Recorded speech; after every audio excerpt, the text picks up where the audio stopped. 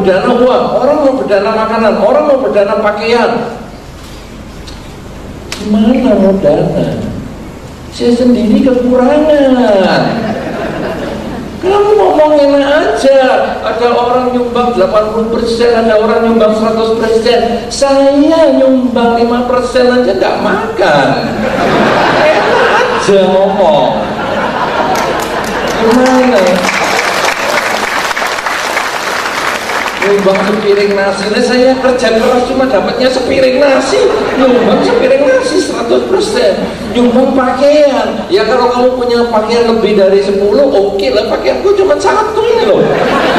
Makanya saya tidak berdiri, saudara. Karena saya tidak ada yang perlu dipamerkan.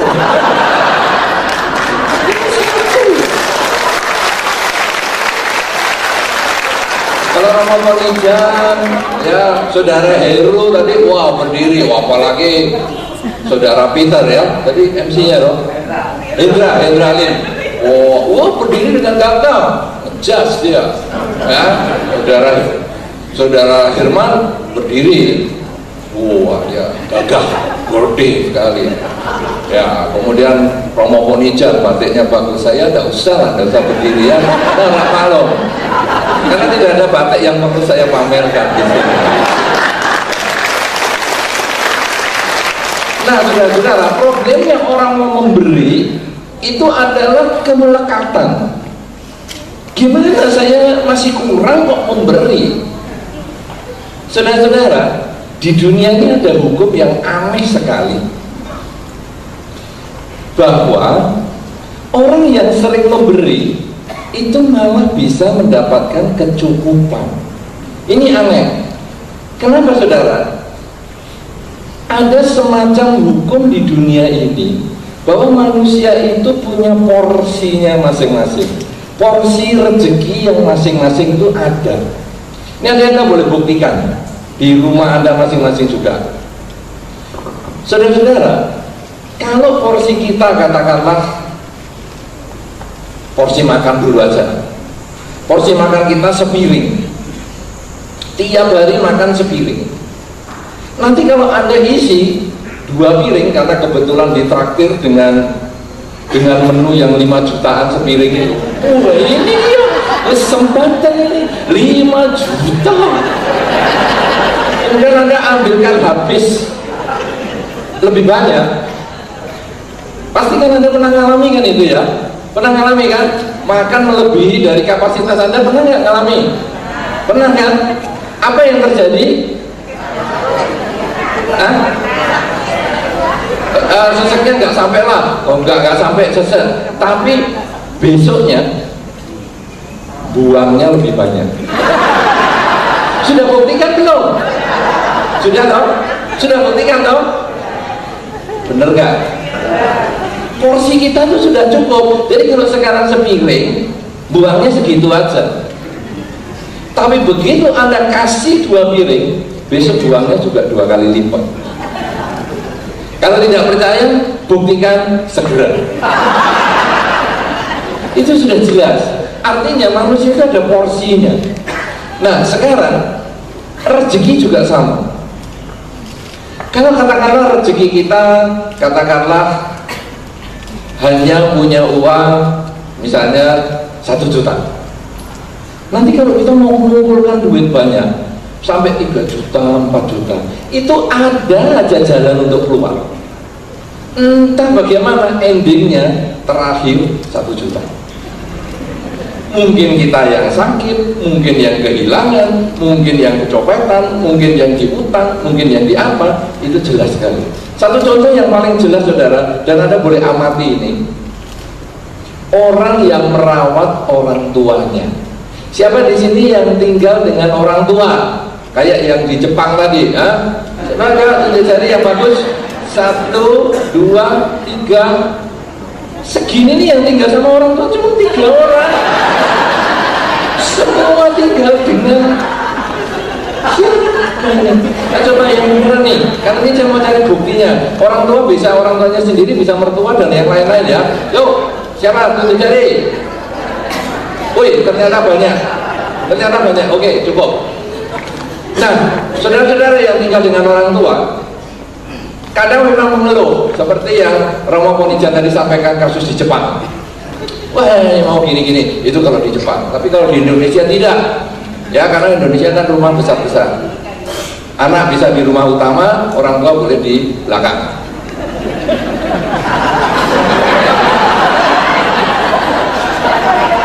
Sesat ini, sesat, jangan diikuti.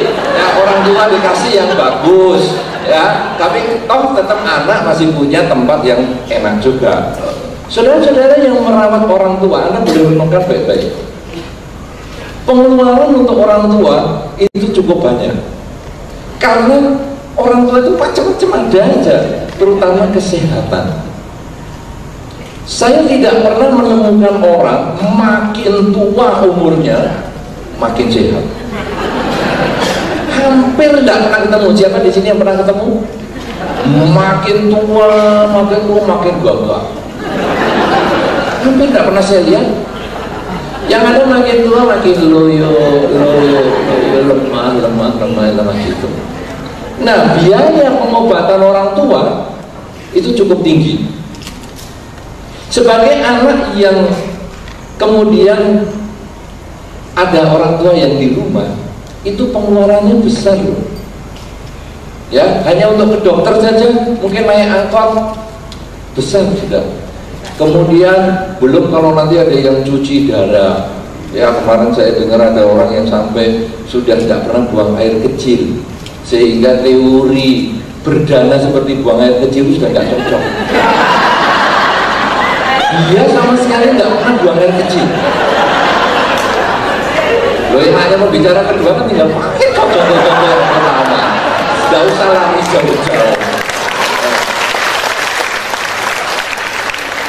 Orang ini sampai hanya boleh minum satu hari hanya 500 ml saja.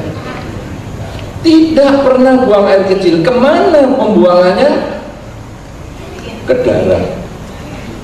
Ginjalnya sudah total berhenti, sehingga 2 hari sekali cuci darah. Cuci darah saya tanya dari jam berapa? Dari jam 7 selesai jam 12. Kayak orang sekolah. Cuci darah ditusuk, saya suruh pegang, laki-laki dia, saya suruh pegang, ini coba di tempat ini, bagian sini ada kayak goyang aja, pakai baterai ya? Enggak, ini peredaran darah sendiri. Pernah pegang itu orang yang suka cuci darah? Pernah? Di sini ini ada kayak klepnya begitu.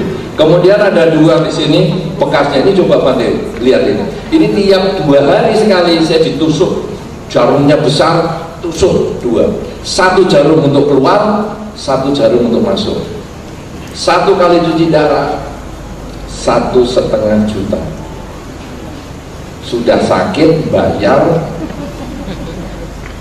dan 2 hari sekali. Nah, saudara-saudara, ini kan keluarganya mengeluarkan duit terus. Keluarganya mengeluarkan duit terus. Satu minggu berapa coba itu?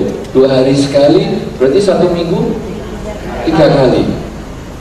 1 bulan hampir 20 juta lebih hanya untuk cuci darah. Nah, saudara-saudara, pengeluarannya besar.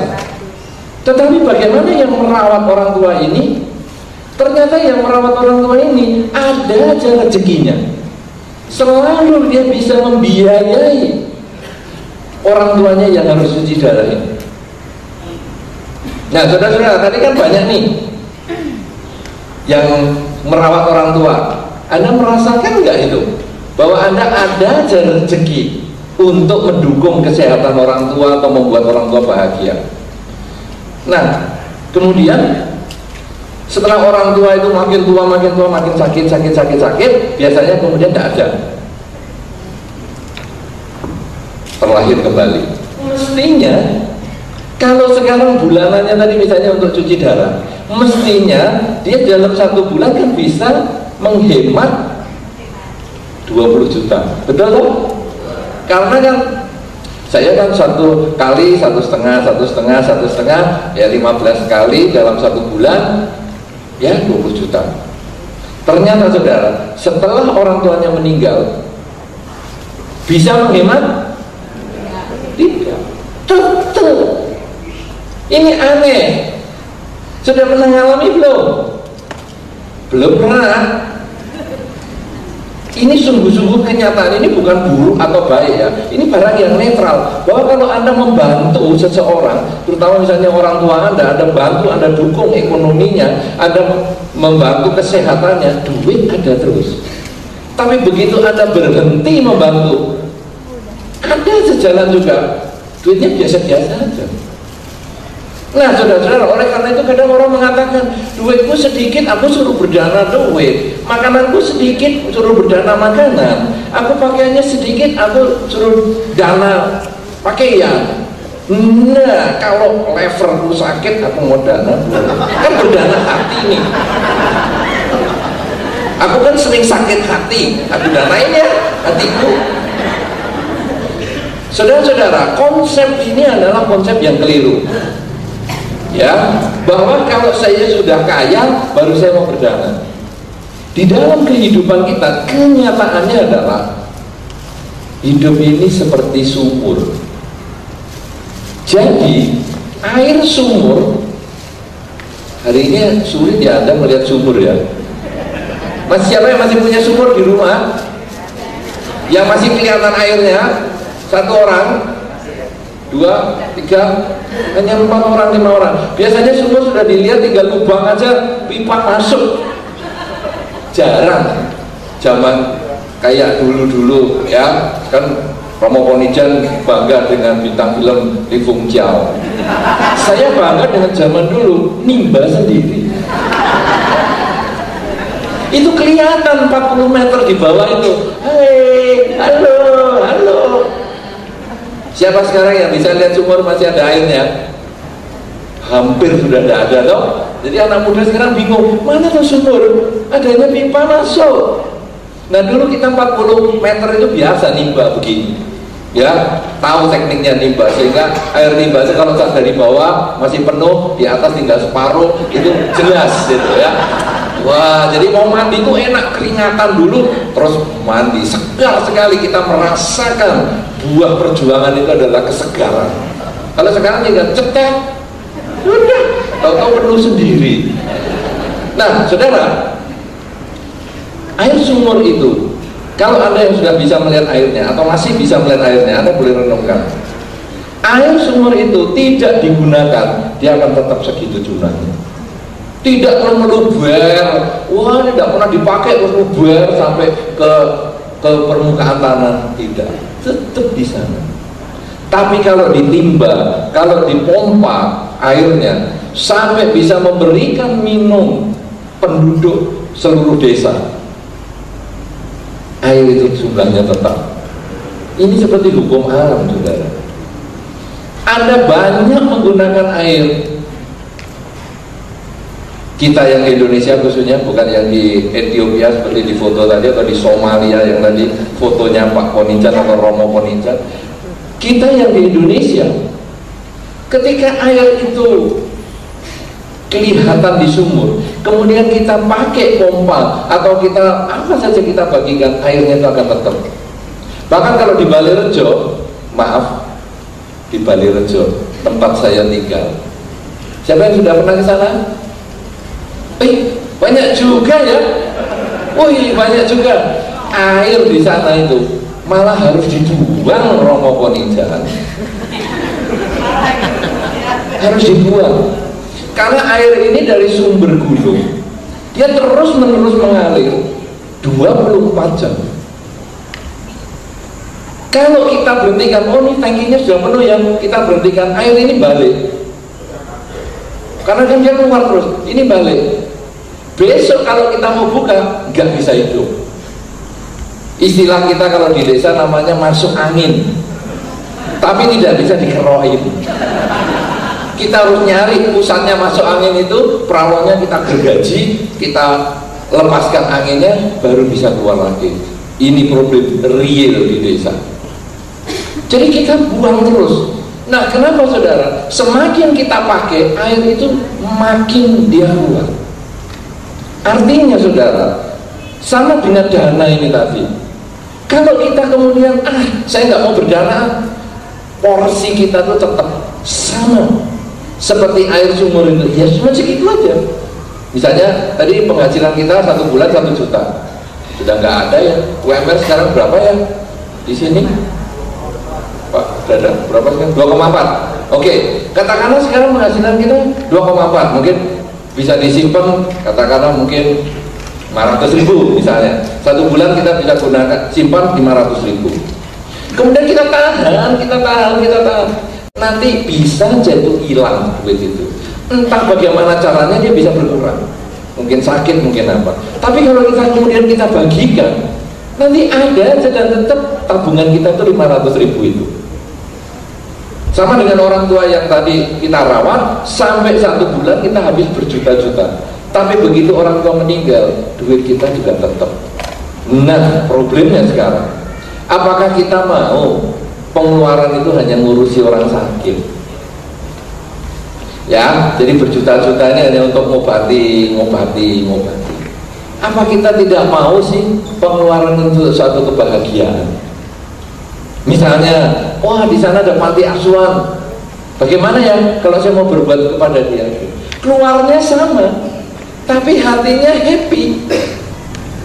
Kalau keluar karena sakit, aduh kasihan ya, ini orang tuamu disuntik sana, disuntik sini. Tapi sekarang orang tua saya masih sehat. Ayo Pak, ayo Ma, kita pergi ke sana, yayasan sosial di sana. Ayo kita pergi ke panti asuhan di sana. Ayo kita berdana nih, ada bencana alam, ya, yang mungkin di Sumatera Utara, atau mungkin yang ke Filipina, atau mungkin di tempat-tempat yang lain, atau di sekitar kita juga ada yang kebanjiran, ada yang apa. Ayo kita berbuat baik.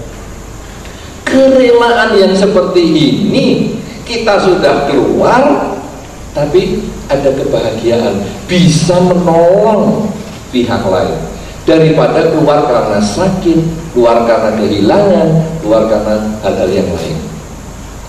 Nah, saudara-saudara, kalau sekarang problem bahwa saya tidak punya, kemudian saya tidak mau kerelaan, kita sudah tahu bahwa sekarang setiap orang punya porsinya, maka Anda boleh berani untuk berbuat baik. Seperti yang tadi Romo Ponijan sampaikan, Anda punya uang, bagilah uang. Saya uangnya sedikit, bagilah sedikit yang Anda miliki. Anda punya makanan, bagilah makanan yang Anda sedikit yang Anda punya juga tidak apa-apa. Ya, bahkan kalau Anda yang suka dengan berdana makan dengan para biku, siapa nih yang suka dana makan dengan para biku? 2 orang, ini 4 orang, makanya bikunya tuh kasihan. Coba kalau Pak Heru yang jadi biku, mantap ya. Dan coba siapa yang suka berdana makan dengan para biku? Nggak banyak ya, siap. Kan? Kasihan, bantainya kasihan. Saudara-saudara, Anda kalau berdana makan dengan para biku itu aneh sekali. Anda datang dengan membawa nasi putih, tapi nanti setelah bikunya selesai makan, Anda bisa dapat lauk yang banyak loh. Aneh sekali, aneh sekali. Anda hanya bawa minum air putih saja, pulang bisa bawa kopi. Aneh sekali. Wah, apalagi dulu saya di Rengas Dengklok, hampir jarang minum air putih, kopi, gelasnya bau besar-besar, yang termasuk ya, sampai hari itu sudah, aduh, untung sekarang sudah tidak pernah minum kopi saya sekarang. Dulu tiap hari berdana 1 gelas kopi kurang bisa bawa banyak, nah, semua bawa kopi semua. Saudara-saudara, ini kenyataan bahwa kalau kita mau memberi walaupun sedikit, akhirnya akan kembali. Para biku juga begitu. Biku nggak punya apa-apa toh, kemudian terima dana makan dari orang-orang. Kita nggak bisa simpen nih, karena secara peraturan memang nggak boleh disimpan. Akhirnya kita bagikan, malah kita bisa berdana lebih banyak. Karena semua yang dana dari orang-orang itu kita bagikan dan semua bisa makan bersama. Inilah saudara, bahwa walaupun sedikit, kita punya makanan sedikit, mari kita bagi. Kita punya pakaian sedikit, mari kita bagi. Pakaian itu, aduh, para biku ini loh, pakaian cuma 1. Kalau lebih dari 1, bagaimana? patungan dengan biku lain, ya, karena jubah ini enak sekali, fleksibel. Jubah saya mau dipakai sama Pak Heru bisa, muat, aneh ya. Padahal ukuran kita kan tidak sama nih, tapi bisa dipakai yang lebih tinggi, dipakai yang lebih rendah, bisa. Karena jubah ini hanya seperti kain besar itu aja, jadi tinggal mainnya kita aja, mau dilebarkan, disempitkan, mau dipendekkan, mau dipanjangkan, bisa. Nah, saudara-saudara, walaupun kita misalnya hanya punya satu potong pakaian, atau katakanlah sudahlah, karena di hari kita ada 7 hari, saya sudah punya 7 pakaian. Sekarang kalau saya beli pakaian yang ke-8, kita boleh bagikan satu pakaian yang lain, sehingga putar terus hari Senin, Selasa, Rabu, Kamis kita punya pakaian-pakaian tertentu, dan yang kalau kita beli baru, yang lama kita bagikan, beli baru, yang lama kita bagikan, terus kita bisa putar seperti itu. Jadi saudara, kalau saya punya makanan sedikit, saya punya pakaian sedikit, saya boleh bagikan sedikit. Saya punya makanan banyak, saya punya pakaian banyak, saya bagikan yang banyak. Ini adalah kerelaan jenis yang pertama, yaitu kerelaan bersifat materi. Ya, tadi yang disampaikan oleh Romo Ponijan, kebanyakan adalah kerelaan yang bersifat materi yang mudah sekali. Karena kalau saya punya, saya bisa bagikan. Pada level 2, tadi juga disebutkan oleh Romo Ponijan, yaitu memberi hati dan waktu. Di dalam Dhamma, kerelaan yang ini disebut kerelaan yang bukan materi. Memberikan perhatian itu adalah kerelaan juga. Kalau tadi adalah contohnya orang diajak ngomong kemudian cuek, ya nggak usah melihat, tapi kerjakan sesuatu sambil manggut-manggut, itu belum kerelaan. Anda kalau melakukan itu dengan pasangan hidup bisa pegang ulek-ulek, kemudian betul ya, betul. Apa yang kamu sebut betul? Lo kamu ngerti aja enggak? Kenapa? Karena kita nggak ada perhatian sama dia.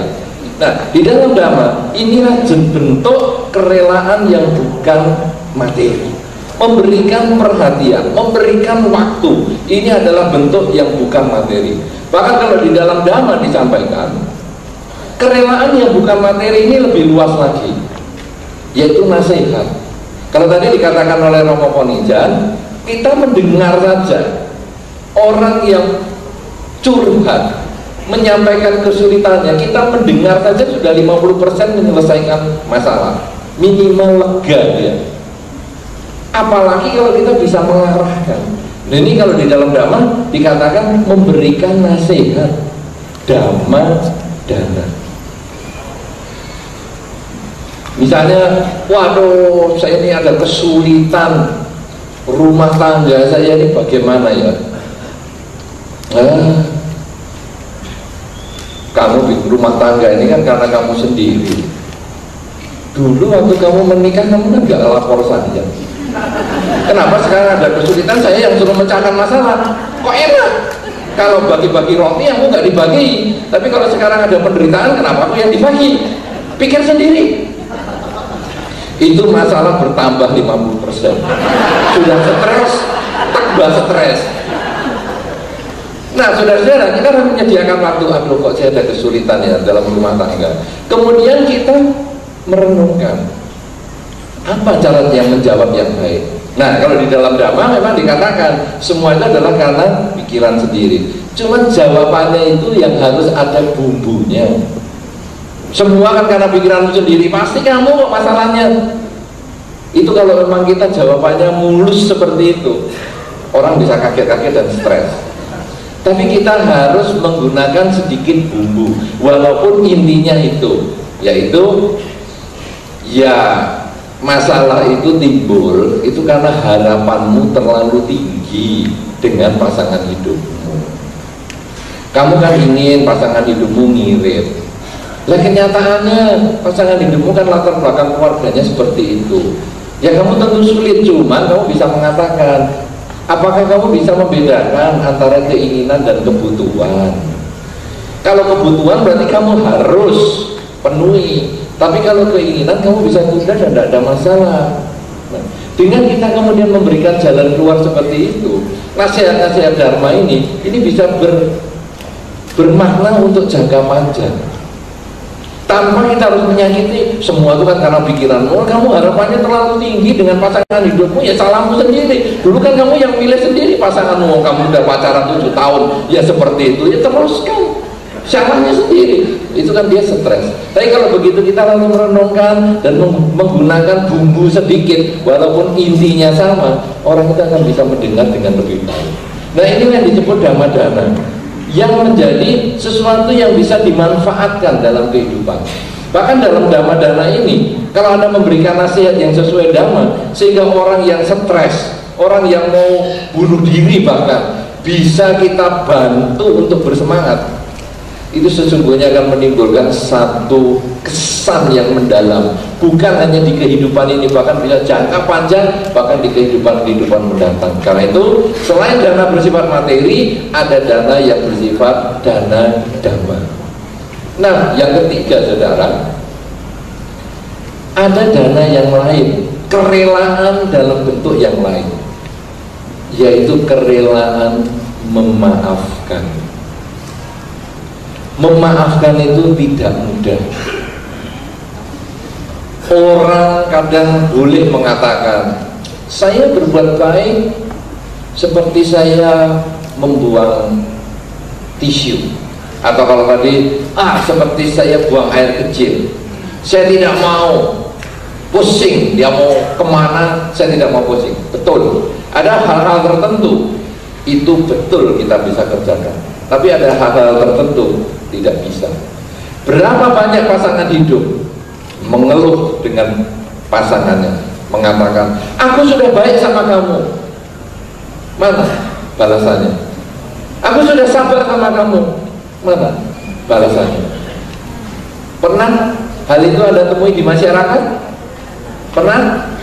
Banyak, ya, di masyarakat seperti itu banyak. Bahkan bukan hanya pasangan hidup, anak saja dianggap sebagai investasi jangka panjang. Nah, aku sudah nyekolahkan kamu ya, nak. Aku sudah membesarkan kamu ya, nak. Apa sekarang balas jasanya kamu ke orang tua apa? Mana? Aku sudah tua, mau minta kamar satu aja nggak boleh, dengan alasan macam-macam. Ayo, mana ini? Kamu dulu kan nggak aku sekolahkan. Mana bisa kamu sekolah seperti hari ini, pintar seperti hari ini? Anak pun dianggap investasi jangka panjang. Kadang-kadang kita mengatakan kebaikan seperti membuang air kecil.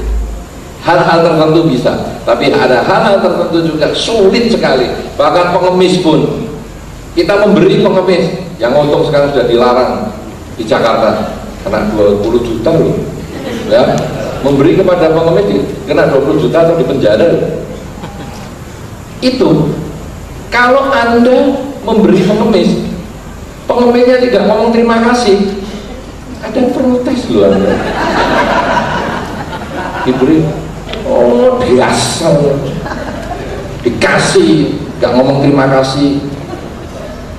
Pernah begitu? Pernah enggak? Pernah? Yang pengemis siapa sekarang? Si pengemis, mengemis, minta uang, dikasih. Anda kok minta terima kasih sama dia? Kira-kira ngemis juga nggak? Kamu kok nggak ngasih aku terima kasih aja kok berat sekali. Kira-kira ngemis juga nggak kita ini? Iya, ini dua pengemis bertemu di jalan ini. Cuman yang satu pengemis pakaiannya gitu, yang satu di jalan nungguin di perempatan jalan, kitanya pengemisnya sambil jalan-jalan ngasih, nggak bisa ngomong terima kasih ya, nggak bisa ngomong terima kasih. Dan pengemis intelek ini berlaku juga di rumah. Bisa ngomong terima kasih nggak? Bisa ngomong nggak? Saudara-saudara, berbuat baik memang tidak mudah. Sekarang ketika kita mau memaafkan orang, itu berarti kita bisa memposisikan kita dalam posisinya dia. Ini tidak mudah. Biasanya orang selalu menganggap bahwa aku ini lebih sulit, aku ini hidupnya lebih berat, aku ini hidupnya lebih menderita. atau sebaliknya, aku hidupnya lebih bahagia, aku lebih sukses dan lain sebagainya. Padahal kalau kita coba merenungkan kita sebagai dia, iya ya, kasihan orang seperti itu, tidak tahu terima kasih. Oh kasihan, sudahlah, semoga kamu bahagia, semoga semua makhluk bahagia. Kita lalu merenung gitu, kita bisa memaafkan dia, ya sudah, tidak perlu menuntut. Terima kasih ya Pak, yang kenceng ya Pak, terima kasih ya. Nanti sama mobil belakang ngomongnya terima kasih ya Pak. Kita tidak lagi mengemis-ngemis seperti itu lagi, tapi kita lalu memaklumi, ya sudah, memang dia seperti itu, ya sudah. Ketika kita bisa memaklumi dengan mengatakan ya sudah, memang dia seperti itu, maka kita lebih mudah memaafkan orang. Pasangan hidup kita, orang tua kita, anak kita, tetangga kita, lingkungan kita, kita dengan gampang memaklumi, ya sudah, memang dia seperti itu. Memahami seperti itu juga kerelaan. Itu juga menjadi sumber kebahagiaan. Berapa banyak kadang kita jengkel dengan orang yang tidak mau misalnya ngajak ngomong duluan dengan kita. Itu pasangan hidup. Kadang-kadang pasangan hidup sudah menikah beberapa tahun, diem-dieman, ya, tidak mau ngomong. Dia tidak mau ngomong sama kita ya ngapain ngomong sama dia? Oh dia yang salah kok, ngapain kamu ngomong duluan? Tapi akhirnya kita nggak bisa tidur, kita jengkel, kita stres. Kapan kamu butuh sama aku? Coba nggak kalau kemudian kita merenung, ya sudahlah itu pasangan hidupku. Berdana senyum aja kan nggak ngapa-ngapa dah, senyum. Kita tidak senyum yang paling manis, pasangan hidup kita menjawab dengan pandangan dingin dan membuang muka. Senyum, ya kita menghadap lagi.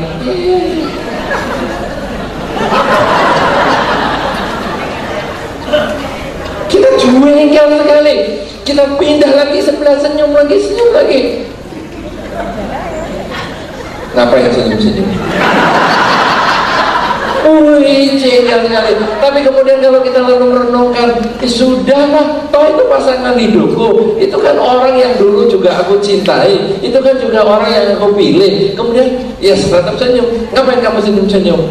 Karena aku senang lihat kelakuanmu yang buang muka sana, buang muka sini. Wah, dia akhirnya kamu ada. Akhirnya bisa akur. Ya, ini kan karena kita mulai memaklumi, ya sudah, memang dia begitu. Nah, saudara-saudara, kalau Anda di dalam pergaulan, di dalam masyarakat, kadang Anda bertemu dengan orang yang menjengkelkan. Si A menjengkelkan, si B menjengkelkan, orang tuaku menjengkelkan, anakku menjengkelkan, pasangan hidupku menjengkelkan, teman anakku juga menjengkelkan. Kuncinya cuma satu, yaitu di kerelaan yang nomor 3, yaitu memang dia begitu. Ya sudah, memang dia begitu. Sering-sering Anda ucapkan mantra itu, ya sudah, memang dia begitu. Akhirnya Anda akan bisa tenang hidupnya, bisa bahagia hidupnya. Anda pun tidurnya juga enak. Pasanganmu apa? Ya sudah, memang dia begitu. Kita mengurangi tuntutan kita, dan itu adalah kerelaan yang tinggi sekali. Karena itu saudara-saudara, the power of giving memang memberikan kita satu kebahagiaan, memberikan kita satu kesuksesan, memberikan kita satu ketenangan. Dengan kalau kita merenungkan bahwa seperti sumur, tidak disedot airnya pun jumlahnya sama. Berarti sekarang saya dalam kehidupan ini mulai saya harus berbagi materi yang saya bisa berikan. Bagilah materi yang Anda miliki sebagian untuk mereka yang memerlukan. Yang nomor 2 adalah bahwa saya selain berbagi materi, saya harus berbagi nasihat yang bermanfaat, berbagi dharma, sehingga nanti akan membuat orang yang melaksanakan dharma itu mencapai ketenangan dan kebahagiaan. Dan yang ketiga adalah berbagi kerelaan memaafkan seseorang, mau menerima seseorang dengan kelebihan dan kekurangan, dengan merenungkan ya sudah, memang dia begitu. Kalau mantra ini ya sudah, memang dia begitu, bisa Anda gunakan di kehidupan sehari-hari, yakinlah Anda akan merasakan the power of giving.